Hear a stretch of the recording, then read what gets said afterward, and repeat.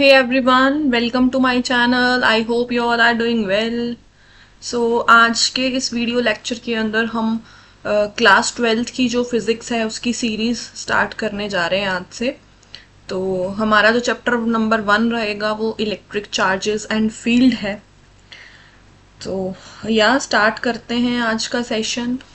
तो नंबर 1 आप लोगों को उसके लिए पता होना चाहिए कि सबसे पहली जो डेफिनेशन है हमारी विच इज़ इलेक्ट्रोस्टैटिक्स। तो इलेक्ट्रो का मतलब होता है चार्ज, इलेक्ट्रो का मतलब होता है चार्ज, और स्टैटिक्स का मतलब होता है जो चीज़ रेस्ट पे होती है। तो इलेक्ट्रोस्टैटिक एक ऐसी स्टडी है हमारी, electrostatic is a study in which हम चार्जेस से डील करेंगे जो कि रेस्ट पे हैं। Simply it deals with the study of the charges at rest. Electrostatic एक ऐसी फील्ड है फिजिक्स की जिसके अंदर हम स्टैटिक चार्जेस के साथ जो है वो डील करने वाले हैं। स्टैटिक चार्जेस मतलब चार्जेस एट रेस्ट के साथ डील करने वाले हैं। यानी अगर एक चार्ज रेस्ट पे पड़ा है तो वो किस तरह का परफॉर्म कर रहा है, मतलब उसकी क्या प्रॉपर्टीज है, वो किस तरह का बिहेवियर शो कर रहा है, वो सारा कुछ हम इलेक्ट्रोस्टैटिक्स में जो है वो पढ़ने वाले हैं। ठीक है, तो अगर हम कभी भी चार्जेस एट रेस्ट के साथ डील कर रहे हैं तो मतलब हम ऐसी फिजिक्स की ब्रांच के साथ डील कर रहे हैं जो कि क्या है, इलेक्ट्रोस्टैटिक्स। तो यहाँ पे आप लिख सकते हैं that is it is a branch of physics which deals with the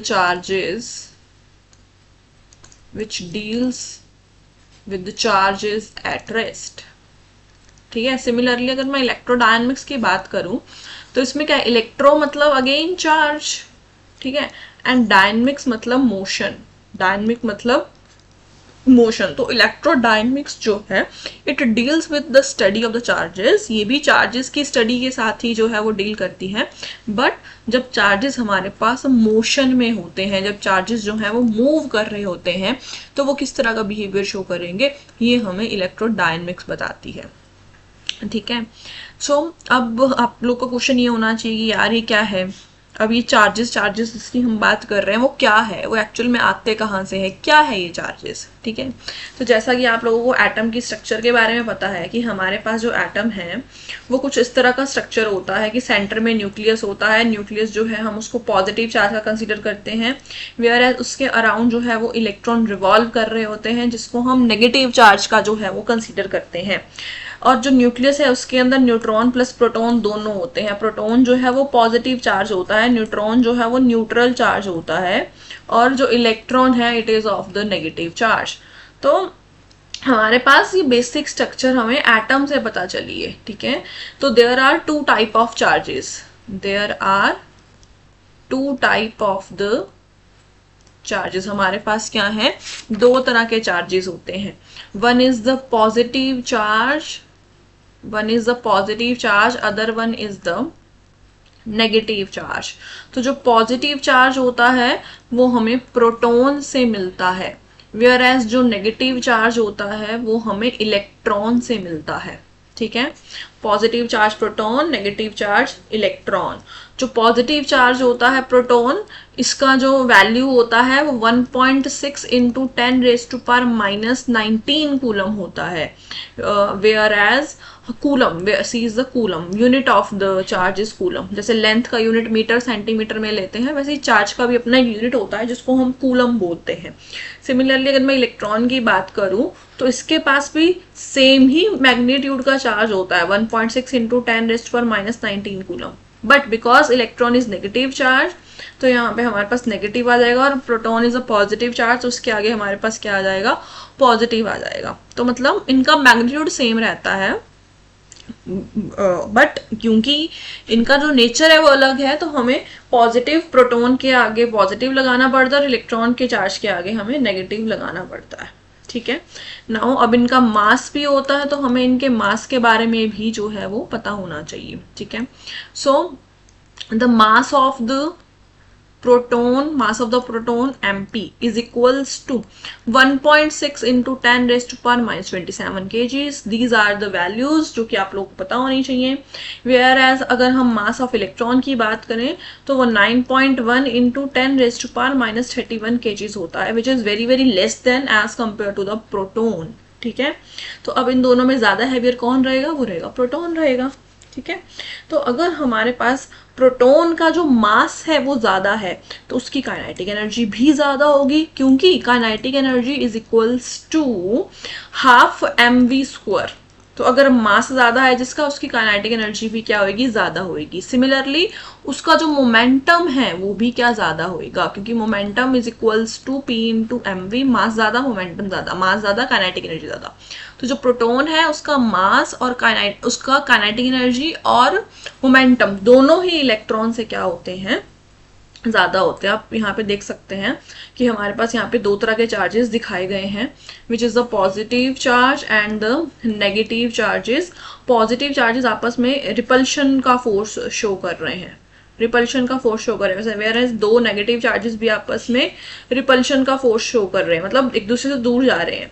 where as अगर हम अनलाइक चार्जेस की बात करें, पॉजिटिव और negative, they show the attractive force, they show the attractive force. यानी कि जो चार्ज है उसकी वन ऑफ द प्रॉपर्टी है दैट जो लाइक चार्जेस हैं, like charges they repel each other, and unlike charges मतलब अलग अलग charges positive negative they attract each other. This is a one of the property of the charges. ठीक है, तो this is the first property. तो second property अगर मैं बात करूं, सेकेंड प्रॉपर्टी क्या है चार्जेस की, कि जो हमारे पास चार्जेस होते हैं, चार्जेस आर या charge is transferable. Charges transferable, जो चार्जेस हैं वो ट्रांसफर कर सकते हैं. यानी कि अगर हमारे पास एक कंडक्टर है, उसके पास 100 चार्जेस हैं.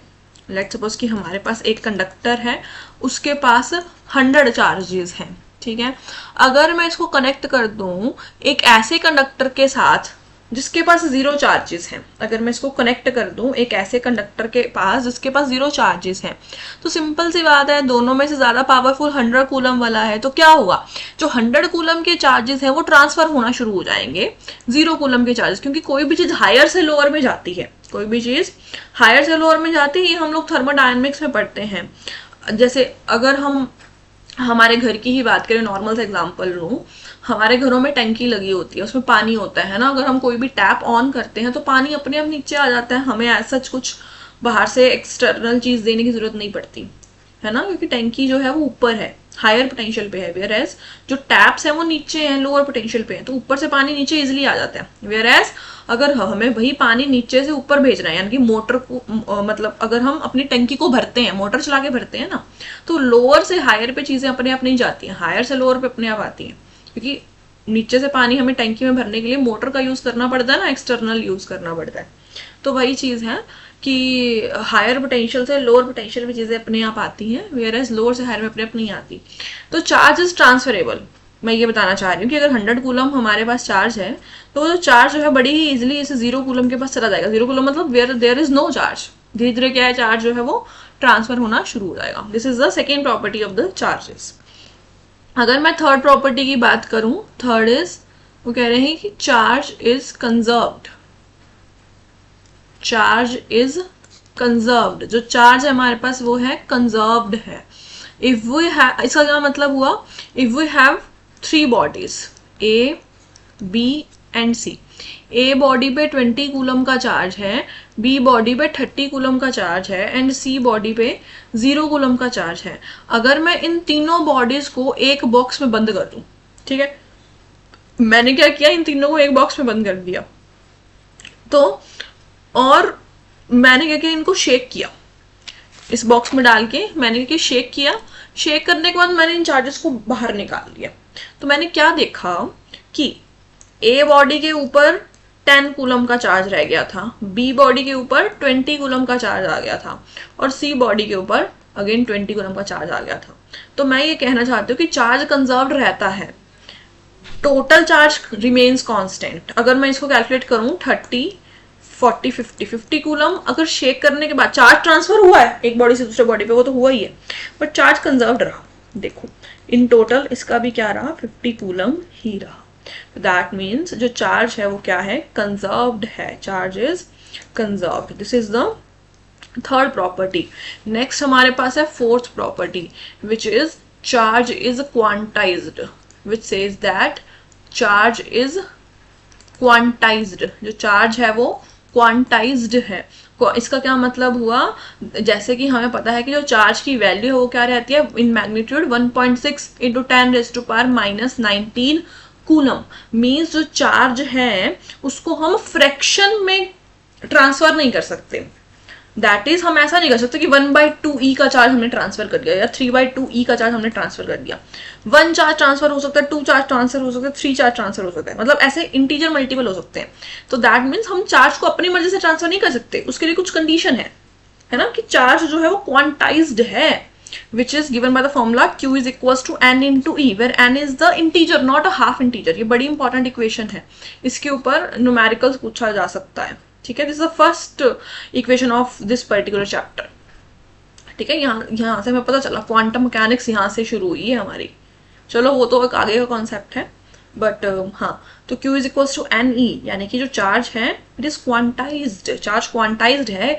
हम अपनी मर्जी से ही चार्ज को ट्रांसफर नहीं कर सकते हैं, जितना हमें चाहिए उतना नहीं, यानी कि वो इंटीजर मल्टीपल में ट्रांसफर होएगा। ठीक है, अब next last property which is your fifth property, which says that कि जो हमारे पास चार्ज है it is a charge is a scalar quantity. Charge is a scalar quantity. जो चार्ज है हमारे पास वो क्या है, एक स्केलर क्वांटिटी है। Charge is scalar quantity. ठीक है, स्केलर क्वांटिटी मतलब जिसके पास डायरेक्शन नहीं होती है, ओनली मैग्नीट्यूड होता है ना। चार्ज की क्या डायरेक्शन है, चार्ज की कोई डायरेक्शन नहीं है, तो charge is a scalar quantity. So यार these are the 5 important properties of the charges. इसके बाद हमारा जो नेक्स्ट टॉपिक आता है वो आता है इंडक्शन ऑफ चार्जेस। वो आता है इंडक्शन ऑफ चार्जेस। अब इंडक्शन ऑफ चार्जेस का मतलब क्या होता है, इंडक्शन मतलब इंड्यूस होना, पैदा होना, है ना, इंड्यूस करवाना। तो मान लीजिए कि एक बॉडी है जिसको टच करने पर मुझे कोई शॉक नहीं लगा। कोई भी बॉडी हमारे आसपास है, इवन ह्यूमन बॉडी भी, अगर हम उसको टच करते हैं तो हमें शॉक नहीं आता है ना। कोई भी एज इट इज बॉडी, जैसे लेट्स सपोज कि ये एक बॉडी है, इसको मैं टच करती हूँ तो मुझे करंट नहीं आता है। इसका क्या मतलब हुआ कि ये जो बॉडी है it has equal amount of positive and negative charges, मतलब ये न्यूट्रल बॉडी है। न्यूट्रल बॉडी यही होता है जिसके पास इक्वल अमाउंट ऑफ पॉजिटिव और नेगेटिव चार्जेस होते हैं। ठीक है, तो इसको अगर मैं टच कर रही हूँ तो मुझे कोई शॉक नहीं लग रहा है। It means it is a neutral body and it has equal amount of positive and negative charges. Now हमने क्या किया, इसके पास एक रॉड रखी। हमने क्या किया, इस पर्टिकुलर बॉडी के पास एक रॉड रखी। लेट्स सपोज कि वो नेगेटिव चार्ज की रॉड थी। You can have a positive charge rod also. ठीक है, तो ऐसा कोई वो सीन नहीं है। मैंने नेगेटिव चार्ज की रॉड रखी, तो नेगेटिव चार्ज की रॉड रखने से क्या होएगा कि हमारे पास जो यहाँ पे पॉजिटिव नेगेटिव चार्जेस बिखरे हुए हैं, मतलब एक्चुअल में क्या है, इसको मैंने थोड़ा सा ना, मतलब न्यूट्रल ये ना इस तरह से है, मतलब कहीं पे भी बिखरे हुए हैं, ऐसा नहीं है कि अलाइंड है, कहीं पे भी बिखरे हुए हैं, equal amount of positive and negative charge. But जब मैंने क्या किया, यहाँ पे बॉडी नेगेटिव चार्ज की रॉड लेके आई, तो नेगेटिव चार्ज की रॉड ने क्या किया, अपनी तरफ पॉजिटिव चार्जेस को अट्रैक्ट कर लिया। क्या किया, अपनी तरफ वो पॉजिटिव चार्जेस को तो अट्रैक्ट कर दिया और नेगेटिव चार्जेस को रिपेल किया। तो नेगेटिव चार्जेस एक तरफ इकट्ठे हो गए और पॉजिटिव चार्जेस एक तरफ इकट्ठे हो गए। ठीक है, तो अब हमने क्या किया कि यहाँ पे इसको अर्थ कर दिया। अर्थ कर दिया यानी कि एक साइड के ऊपर जो नेगेटिव चार्जेस थे ये सारे इस अर्थ वाली पाइप से होकर के ग्राउंड में चले जाएंगे। तो we are only left with the positive charges, we are only left with the positive ones, है ना। तो अब मैंने इस बॉडी को जब टच करूंगी तो इस बॉडी को टच करने में मुझे करंट आएगा, because now this body is not a neutral charge body, it is a positive charge body. तो न्यूट्रल चार्ज तब होता है जब हमारे पास दोनों इक्वल अमाउंट ऑफ होते हैं। ठीक है। तो अब ये बॉडी जो है वो न्यूट्रल बॉडी नहीं रही, अब अगर मैं इसको टच करूंगी तो मुझे करंट लगेगा, ठीक है। तो इसको बोलते हैं अभी हमने मतलब क्या है, नेगेटिव रोड को कंडक्टर के पास ही रखा है, ठीक है, पर उसकी अर्थिंग कर दी तो हमारे पास वो अर्थिंग करने पर क्या हुआ, नेगेटिव चार्ज ग्राउंड में चला गया, हमारे पास पॉजिटिव चार्ज बॉडी आ गई, ठीक है। तो यानी कि जो फर्स्ट वाला न्यूट्रल था, जब हमारे पास न्यूट्रल से हमने आगे हमने क्या किया, न्यूट्रल कंडक्टर से चार्ज कंडक्टर बनाया, this is a neutral conductor, neutral conductor से हमने क्या बना लिया, चार्ज कंडक्टर बना लिया। और इसी प्रोसेस को यानी किसी फिनोमिना को फर्स्ट स्टेप से लास्ट स्टेप तक, न्यूट्रल बॉडी से चार्ज बॉडी तक आने वाले फिनोमिना को ही हम क्या बोल देते हैं, induction of charge. This process is known as induction of charge. Is it clear? तो ये हमारे पास क्या है, हल्का सा एक बताने का तरीका है कि इंडक्शन ऑफ चार्जेस जो है वो होते क्या है, ठीक है। तो यहाँ पे एक और फॉर्मूला जो है मैं इंट्रोड्यूस करवाना चाहूंगी कि अगर हमारे पास दो बॉडीज हैं ए एंड बी, दोनों के ऊपर जो चार्ज है, एक पे क्यू ए एक पे क्यू बी है, ठीक है। We have the two bodies A and B having the charges q and q B. If we bought them closer to each other, अगर मैं इनको क्लोज लेके आती हूँ, बहुत ज्यादा क्लोज लेके आती हूँ, बट फिर उसको सेपरेट कर देती हूँ, ठीक है। आफ्टर दैट इन दोनों पे जो चार्ज है वो क्यू ए क्यू बी नहीं रहेगा, बल्कि Q A plus Q B divide by 2 हो जाएगा। समझ पा रहे हो? Sum of the charge divide by the number of the bodies, sum of the charge divide by number of bodies. जब भी किसी की दो बॉडीज को ऐसे आपस में इंटरेक्ट करवाया जाता है बेसिकली, तो उनके ऊपर जो चार्ज है, इंटरेक्शन के बाद जो चार्ज रहता है वो ये रह जाता है। इसका फॉर्मूला क्या है, sum of the charges divide by number of the bodies, ठीक है। समझ पा रहे हैं? So this is the basic of that particular chapter, ठीक है। सो आज के सेशन में इतना ही रहेगा, कल हम इसके आगे अच्छे से प्रॉपर आर्टिकल के फॉर्म में जो स्टार्ट हो रही हैं चीज़ें वो पढ़ेंगे, ठीक है। अगर यहाँ तक किसी को कुछ पूछना है तो वो कमेंट सेक्शन में ज़रूर बताएं, बाकी हम नेक्स्ट सेशन में पढ़ेंगे। या थैंक यू सो मच।